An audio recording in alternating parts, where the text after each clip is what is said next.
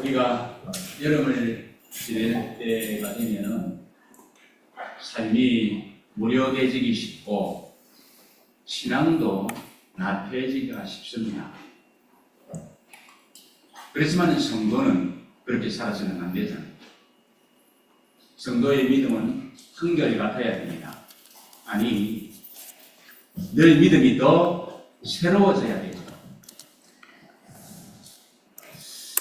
그러므로 저는 말씀을 전해 올리면서 우선 요한복음 20장 27절 말씀을 함께 보기를 원합니다. 여기를 보시면 도마에게 이르시되 내 손가락을 이리 내밀어 내 손을 보고 내 손을 내밀어 내 옆구리에 넣어보라. 그리하여 믿음 없는 자가 되지 말고 믿는 자가 되라. 이 말씀은 예수님께서 부활하신 지 8일째 되는 날에 밤에 제자들에게 찾아오셔서 하신 말씀입니다. 특히 도마에게 하신 말씀이죠. 도마는 분명히 믿는 사람입니다. 예수님의 제자 중에 하나잖아요. 그런데 이 도마에게 너는 믿음이 없는 자가 되지 말고 믿는 자가 되라고. 왜 그럴까? 도마는 믿는 사람이었지만 그의 믿음이 막 출렁거리고 있었습니다. 어쩔 때는요, 도마가 이런 믿음을 가졌습니다. 요한복음 11장 16절 보실까요? 죽음을 각오하면서 하는 말입니다. 우리도 주와 함께 죽으러 가자. 예수님과 함께 죽겠대. 이때 도마가 한 말은 이렇습니다. 예수님의 복음을 전하다가 유대로부터 피해왔습니다. 유대인들이 예수님을 죽게 되고, 그런데 예수님께서도 유대로 가신대. 그러니까 이번에 예수님께서 유대로 가시면 틀림없이 이번에 우리 맞아 죽을지 모른다. 그럼 우리는 어떻게 해야 됩니까? 죽음을 각오하고 예수님과 함께 가자라는 것입니다. 그런 마음 없으면 못 간다는 거죠. 죽기를 각오하고 하는 말입니다. 대단한 믿음을 가진 도마 아닙니까?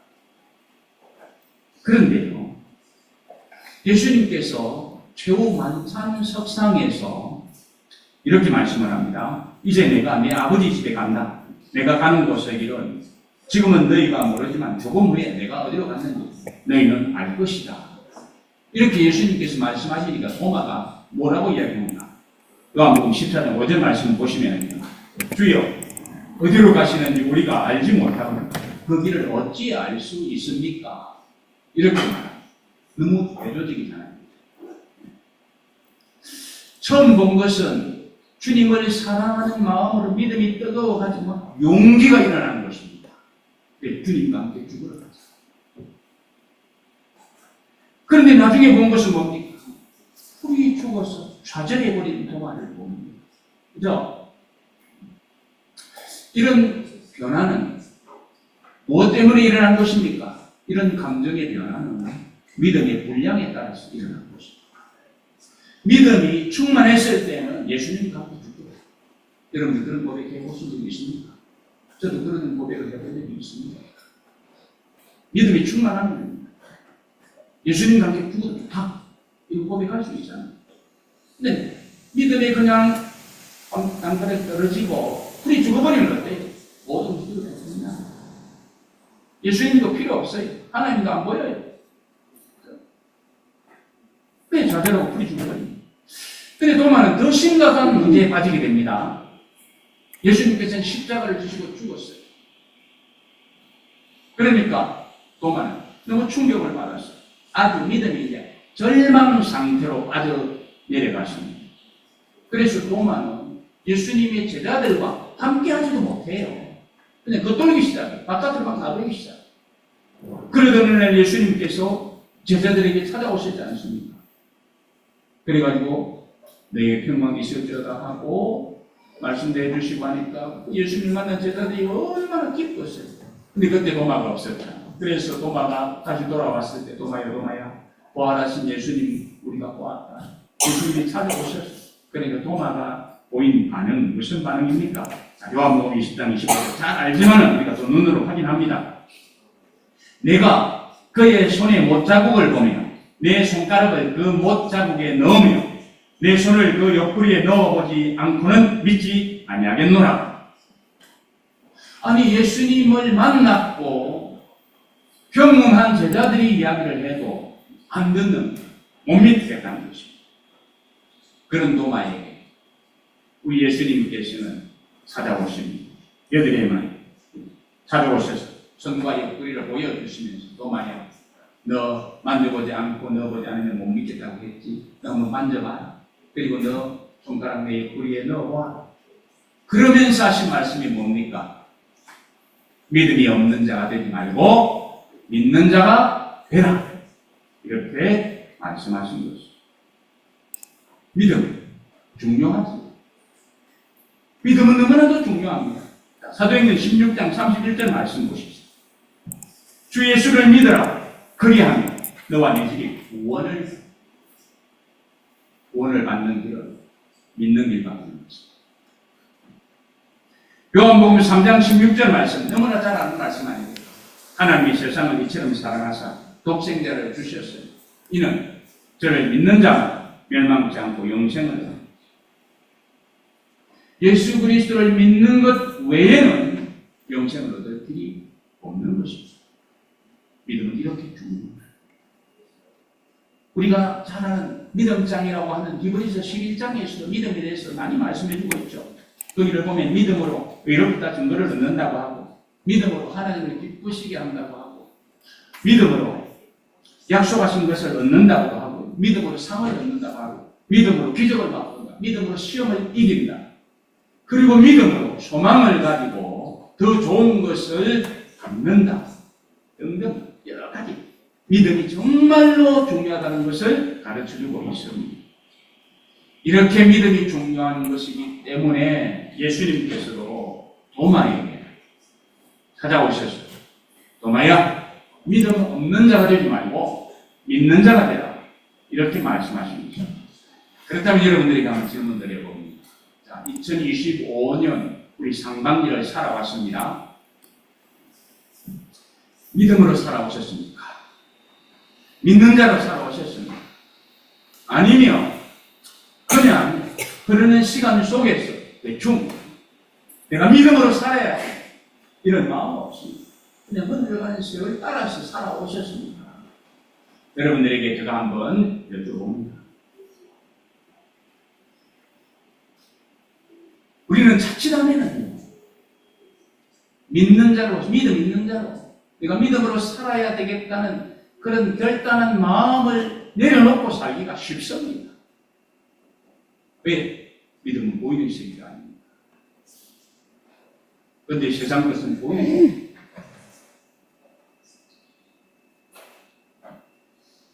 믿음으로 살아갔으면 좋겠습니다. 오늘 우리는 고린도후서 13장 5절 말씀 함께 펼쳤습니다. 다시 소개해드립니다. 너희가 믿음이 있는가? 너희 자신을 시험하고 너희 자신을 확증하라. 예수 그리스도께서 너희 안에 계신 줄을 너희가 스스로 알지 못하느냐? 그렇지 않으면 너희는 버림받은 자니라. 이 말씀은 사도 바울이 고린도 교인들에게 쓴 편지 일부다. 왜 사도 바울이 이 편지를 고린도 교인들에게 보냈을까? 그 이유는 이것입니다. 사도 바울이 2차 복음 전도 때에 고린도로 방문합니다. 그래서 거기에서 1년 6개월 동안 머물러요. 그리고 거기에서 복음을 전합니다. 고린도 교회가 세워졌잖아요. 아름답게 세워져 갔습니다. 많은 능력도, 많은 은사도 나타났습니다. 날마다 믿는 자들이 들어옵니다. 그렇게 1년 6개월 동안 사역한 후에 이제 바울은 또 다른 곳으로 복음을 전하기 위해서 떠납니다. 그러자 고린도 교인들, 그들이 가진 순수한 신앙을 그대로 지키지 못하고 당시 물질적으로 번역하고 그 다음에 이교 문화가 판을 치던 이 고린도시의 세속 문화에 물들어가기 시작합니다. 참 이상하죠. 아름다운 복음을 받았는데 그 복음 붙들고 살려고 몸부림쳤는데 어느 순간에 변하기 시작하더라는 것입니다. 여러분들에게도 그런 일이 있을 수 있고 저에게 그런 일이 있을 수 있습니다. 정신이 안 차려요. 믿음이 달리 않아요. 그러므로 고린도 교회도 그런 유혹에 빠져서 타락하게 하기 시작했어요.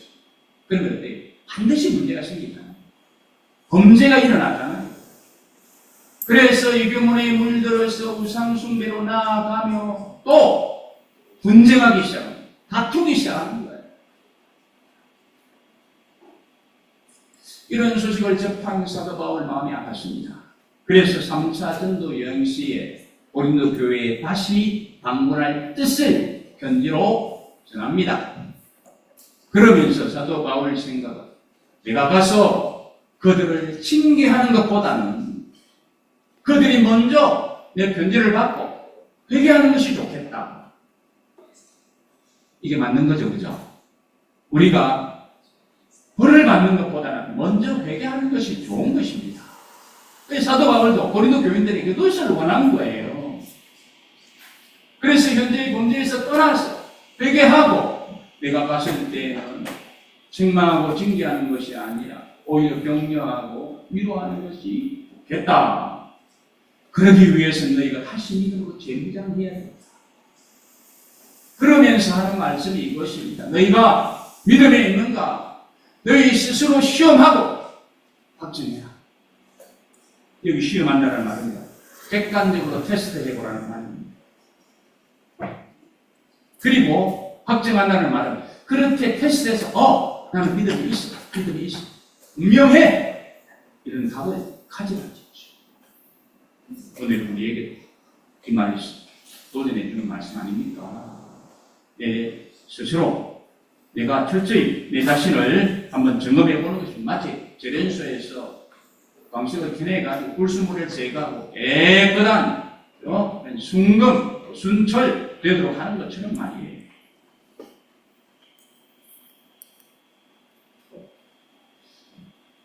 이 말씀은 고린도 교인들만 받을 말씀이 아닙니다. 오늘을 사는 우리도 받아야 되는 말씀입니다. 그러므로 우리는 스스로 내가 믿음이 있는가를 증거해야 됩니다. 왜? 다른 사람은 몰라도 나는 알거든. 그래서 내가 내 스스로 내 믿음을 점검하면서 어떻게 하라고요? 믿음 없는 자가 되지 말고 믿는 자가 되라고 말씀합니다. 너무나도 중요합니다. 나는 믿는 자가 되어야 됩니다. 믿음 없는 자가 되어서는 안 됩니다. 그러면 사도 바울이 너희가 믿음에 있는가 너희 자신을 시험하고 확정하라고 했는데 무엇을 어떻게 시험합니까? 이 방법을 좀 알려드려요. 먼저는 오늘 본문 5절 중반절 말씀 한번 보십니다. 거기를 보시면 내 안에 예수 그리스도가 계시는가를 점검해 보라고 하는 것입니다. 내 안에 예수 그리스도가 계십니다. 예수 그리스도가 계신가 점검하라는 것은 성령은 예수 그리스도의 영입니다. 그러므로 예수님께서 십자가에 달려 돌아가시고 난 이후에는 성전에 가시고 나서 보내신 성령께서 우리 속에 거하시는 것입니다. 그러므로 내가 그 성령의 지배를 받고 살아간다면 나는 믿음이 있는 사람이죠. 라고 말씀드립니다.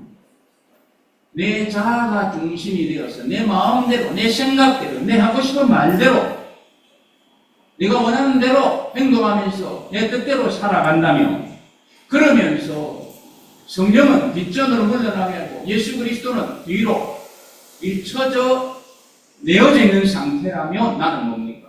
믿음 있는 사람이 아니라는 것입니다. 예수님이 주인 되겠어요.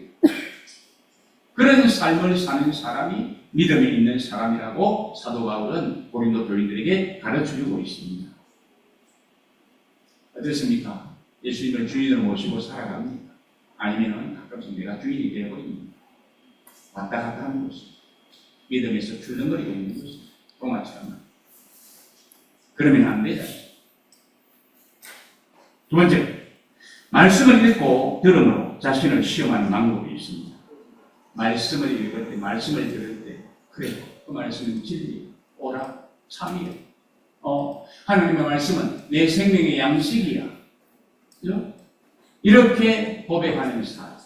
그래, 하나님 말씀은 내 영과 혼과 관절과 골수까지 쪼개면서 나를 새롭게 만들어가는 것이 이렇게 고백하는 사람, 이 믿음이 있을 때 그 사람은 진정한 믿음의 사람인 것입니다.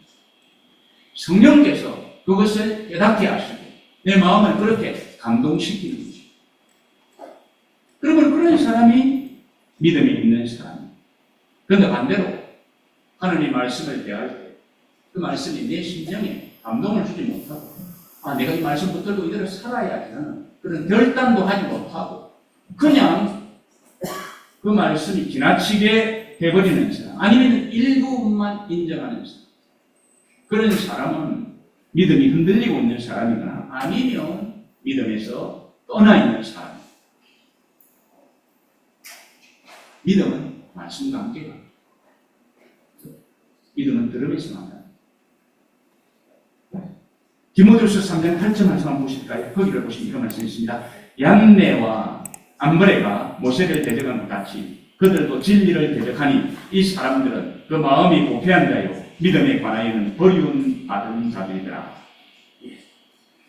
진리를 대적하면 믿음에 관하여는 버리운 사람이다. 이렇게 이야기합니다. 그러면 한번 생각해 보십니다. 우리가 진리에 대해서, 하나님 말씀에 대해서 어떤 마음가짐을 가지는 스스로가 제일 잘 알고 있습니다. 그러므로 사도 바울은 너희가 믿음에 있는가 스스로 시험하고 확증해라. 다른 사람 돌아볼 필요 없어. 너희 스스로가 제일 잘 알지 않습니까? 여러분들 점검하시기 바랍니다. 그 다음에 세 번째는 어려운 일을 만날 때 어떻게 행동하느냐에 따라서 자신의 믿음을 시험할 수 있습니다. 자, 골로새서 1장 23절 상반절을 보실까요? 거기를 보시면 이런 말씀이 있습니다. 만일 너희가 믿음에 거하고 터 위에 굳게 서서 너희 들음과 복음의 소망에서 흔들리지 아니하면 이 말씀은 어떤 어려움이 닥쳐왔을 때도 복음을 붙들고 그 소망 가운데서 흔들리지 않는 사람이 믿음이 있는 사람입니다. 그리고 베드로전서 5장 9절 말씀에서도 보면 이런 말씀이 있습니다. 너희는 믿음을 굳건히 하여 그를 대적하라. 이는 세상에 있는 너희 형제들도 동일한 고난을 당하는 줄을 압니다. 무슨 말입니까? 사단이 때로는 고통을 줍니다. 건드려댑니다. 공격합니다. 그러면 어려움 당하지 않을 존재가 없잖아요. 그렇게 할 때에 거기에 굴복하느냐 아니면 맞서서 믿음으로 싸우느냐, 여기에 따라서 그 사람이 믿음이 있는 사람이냐 아니냐 하는 것이 결판이 난다라는 것입니다.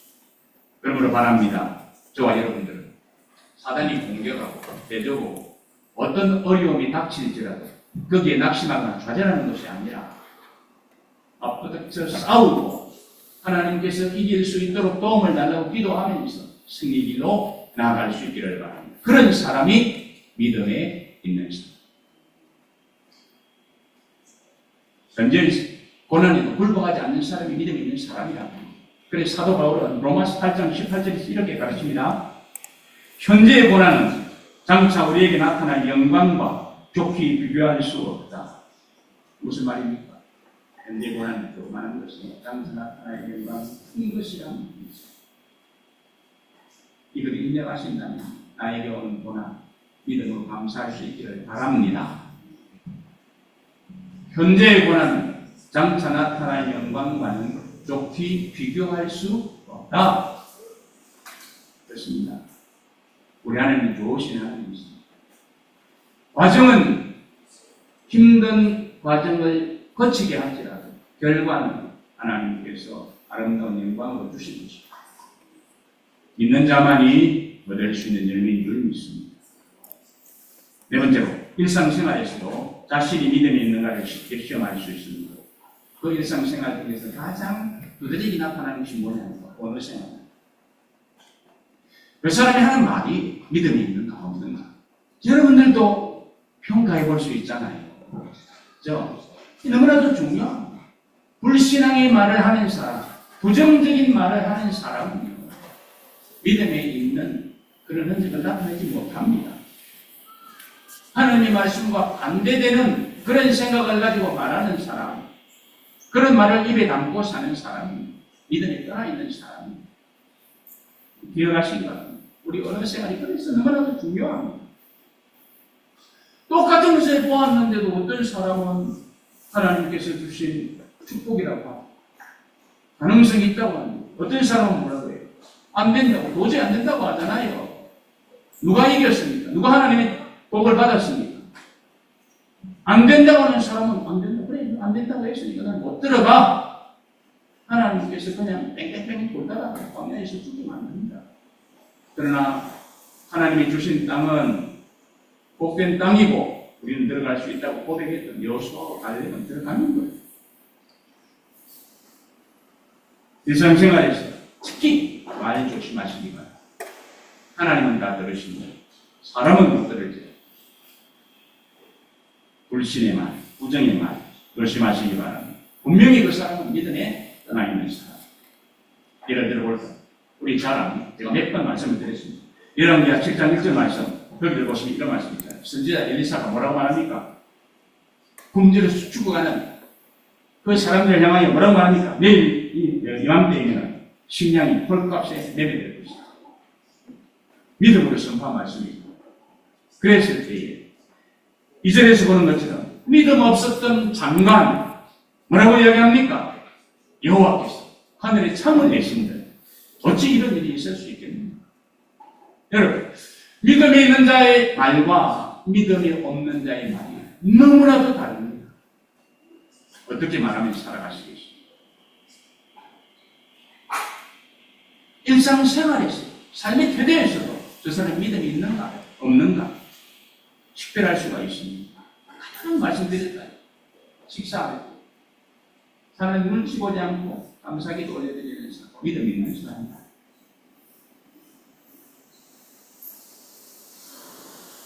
일을 시작할 때, 길을 갈 때, 하나님 오늘 내가 이 일을 시작했습니다. 오늘 이런 일을 계획하고 움직이려고 합니다. 지금 이제 집에서 나갑니다. 출발합니다. 누구를 만나면 하나님 도와주시고 하나님이 뜻대로 인도해 주옵소서. 그렇게 기도합니까?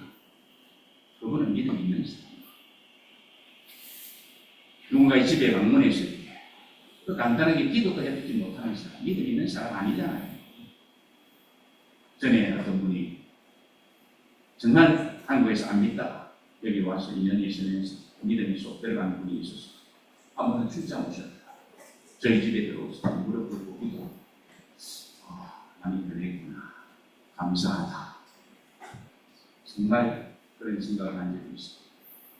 그분이 그렇게 고백한 사람, 나는 경을 배울 때 하나님도 성령도 믿음도 예수도 필요 없는 사람 생각하려고 하는 2년 살면서 나에게 가장 보람된 연구하고 가는 것도 중요하지만 하나님을 믿고 예수 알고 성경 말씀 알고 가는 것이 나에게 가장 큰 복입니다라고 고백했던 사람. 그런 건 믿음이 있는 사람. 다섯 번째, 사람들과의 관계에서도 내가 얼굴을 붉힐 수밖에 없는 상황인데도 완용해야 됩니다. 그죠? 베풀어야 됩니다. 그런 사람은 분명히 성경은 믿음이 있는 사람의 이야기입니다. 그래서 성경은 이 관용에 대해서 자주 말씀합니다. 그런데 고린도 교인들 관용했습니까? 안 했잖아요. 서로 잘났다고 옴내면서 싸웠죠. 아니, 자기네들이 받은 은혜, 은사 누가 준 겁니까? 하나님이 주셨잖아요. 예언도, 강언도, 능력도 다 하나님이 주신 은사잖아요. 이 은사를 왜 주셨습니까? 주님 아름답게 선물이야. 교회 아름답게 세우라 주셨잖아요. 그런데 이 좋은 거 받아가지고 어땠습니까? 관용하지 못하고 뽐내면서 이파 저파 갈리고 분쟁하고 살았습니다. 그래서 사도 바울이 이야기하는 거예요. 너희가 믿음에 있는가 너희 자신을 시험하고 확정해라. 그렇지 않으면 버리는 거예요. 세상에서 현재까지 고린도 교회처럼 역사가 많이 일어나는 교회가 없었습니다. 그런 좋은 은사를 받고도 하나님을 잘 섬기지 못하고 문제를 일으켰다니 참 안심한 사람들 아닙니까? 서로 잘났다고 꼽네. 나는 바울파, 나는 베드로파, 나는 아볼로파, 심지어는 나는 그리스도파. 그리스도가 제일 세겠네요. 이렇게 네파가 갈라져서 한 교회에서. 여러분 들어봤습니까? 한 교회에서 네파가 싸웠다는 거. 아마 역사상 없을 거예요. 그런 교회가 되고 있어요. 성경은 뭐라고 가르칩니까? 주도 하나예요. 하나님도 하나예요. 믿음도 하나예요. 하나라고 했어요. 하나. 그러므로 모두가 하나 되어서 하나님께서 이 땅에 세우신 교회를 하나로 세워가야 되잖아요. 근데 그들은 서로 작았다고 작다고 싸우고 있었으니 바울이 볼 때 너무 한심한 거예요.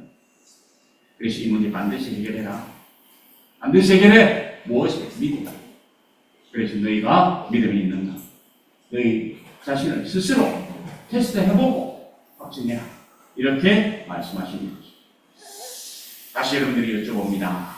여러분들은 어떻게 살아가십니까? 믿음이 있는 자답게 살아가십니까? 그래서 하나 되기를 원합니다. 화평을 동거하기를 원합니다. 갈라디아서 5장 22절 말씀만 보실까요? 잘 아시는 말씀입니다. 거기 보면은 성령의 열매에 대해서 말씀합니다. 화평은 성령의 열매라고 합니다. 그러므로 화평의 열매를 맺는 자는 그리스도의 성령 안에 있는 자.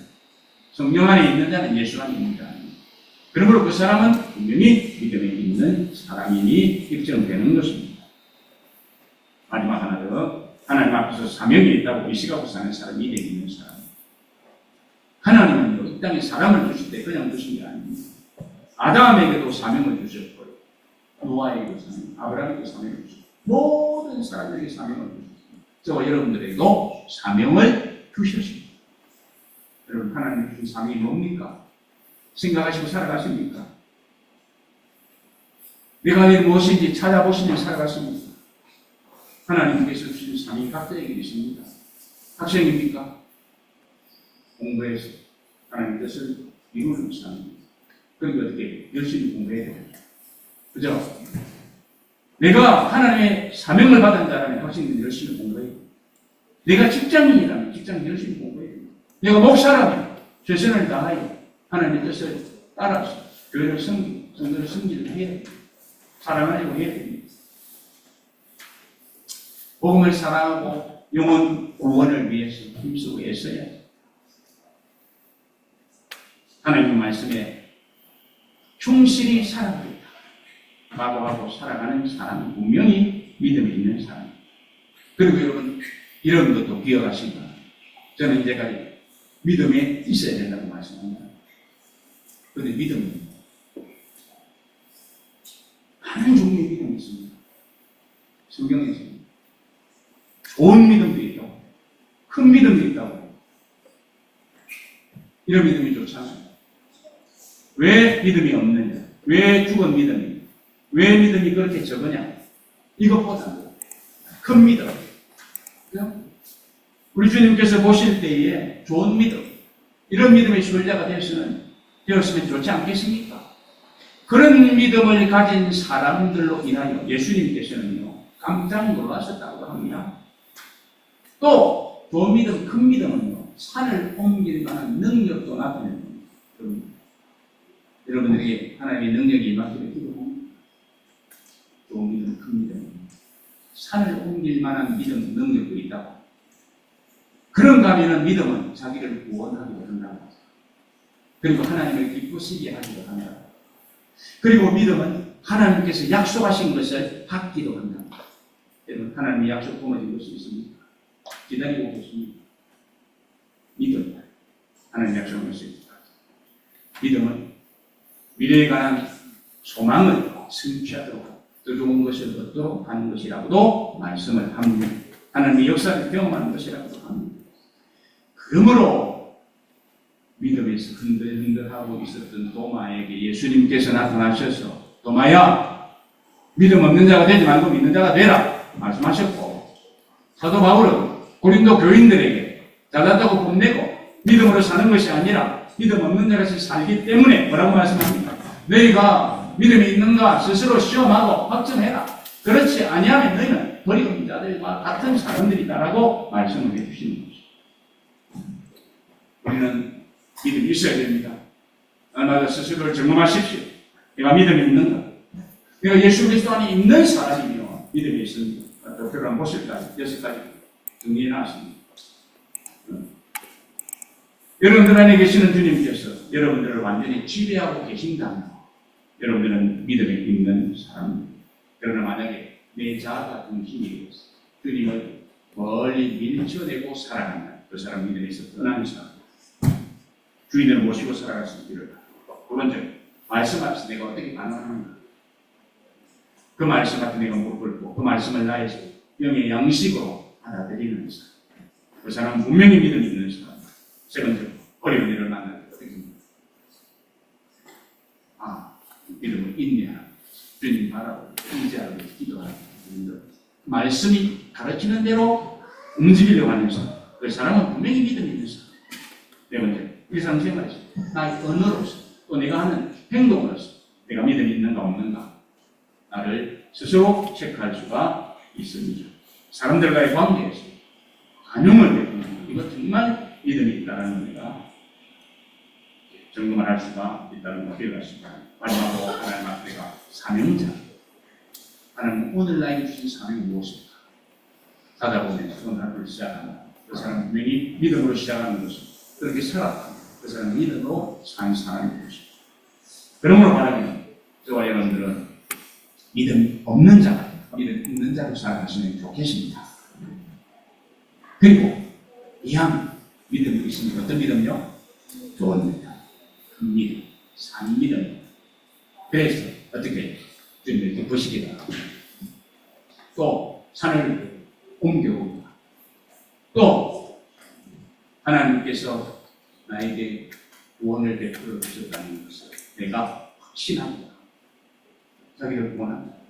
또 하나님께 보십니다. 하나님이 약속하신 것도 바뀝니다. 미래에 대한 소망을 가지고 지치지 않으면서 결국 하나님께서 이루어지시는 것을 내가 붙들 수 있는 그런 하나님의 역사를 경험하기도 하는 것입니다. 이런 삶을 살아가는 믿음 충만, 소망 충만, 사랑 충만한 삶을 살지 않겠습니까? 성경은 말합니다. 모든 것은 없어집니다. 믿음, 소망, 사랑 항상 있어야 합니다. 이 세 가지에 충만하셔서 정말 하나님의 은혜와 복을 누리는 저와 여러분들이 되시기를 주님 이름으로 축복합니다. 기도하십시오.